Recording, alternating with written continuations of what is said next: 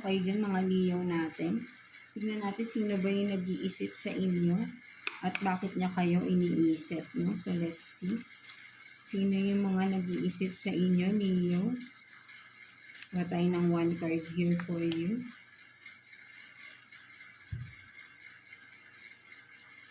So, you have this woman. So, literally, babae, no? Ang nag-iisip. So, maybe, Leo, kayo yung lalaki, no? Or vice versa, again, no? Or maybe, literally, no? Merong nag-iisip sa inyo na isang babae, no? Something like that, no? So, but then, tignan pa natin, bakit niya kayo naiisip? Sino ba tong tao na ito? Leo. Tignan natin. Bakit niya kayo naiisip? I mean, sino ba tong tao na to na nag-iisip?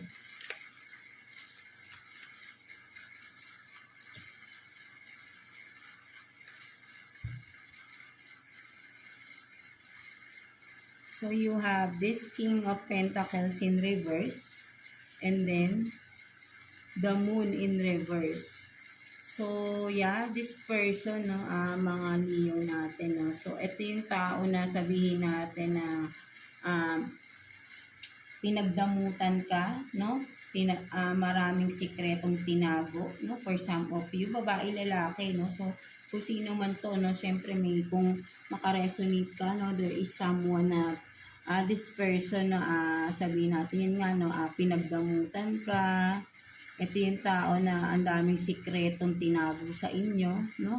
Something like that, no? So, ito yung nag-iisip sa inyo, no? Someone na sabihin natin na hindi naging maganda yung naging relasyon mo sa tao na ito, no? So, tignan natin, Leo, no? Bakit ka ba iniisip ng tao na ito? So, let's see. Bakit ka niya iniisip? Kuha tayo ng 2 cards here for you, Leo.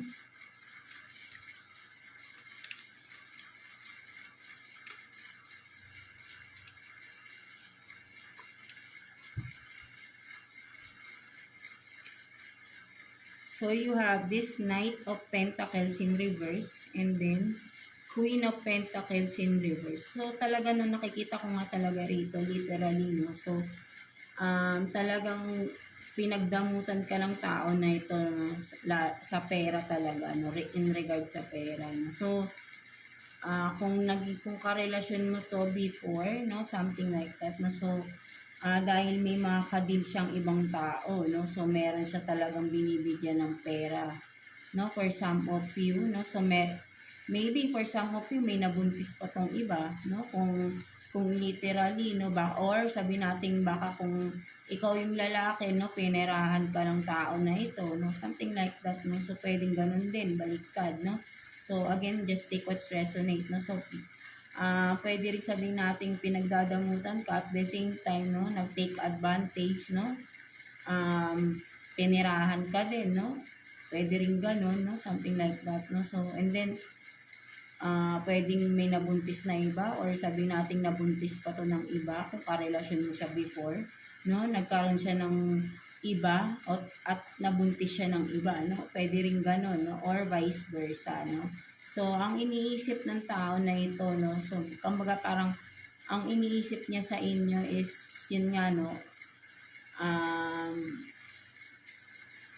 sabihin natin na, pera pa din eh.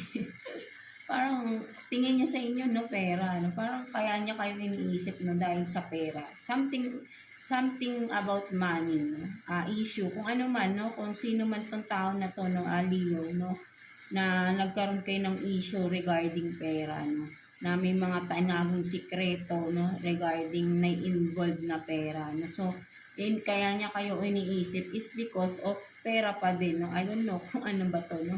So, talagang kaya niya kayo iniisip is dahil pa rin sa pera, no? So, may involvement na pera dito, no? So, I don't know. Kayo lang din nakakaalam nito, no? So, talagang yeah, kung ano man ito, no, basta yun, regarding sa pera, no, nagkaroon kayo ng issue ng tao na to, no. So, ayun yung nag-iisip sa inyo at ang iniisip niya siguro, ang iniisip pa rin niya is yung tungkol dun sa pera na yun, kung ano man yan, no, mga Leo natin, no. So, yeah, ayun yung nakita ko sa inyo, mga Leo.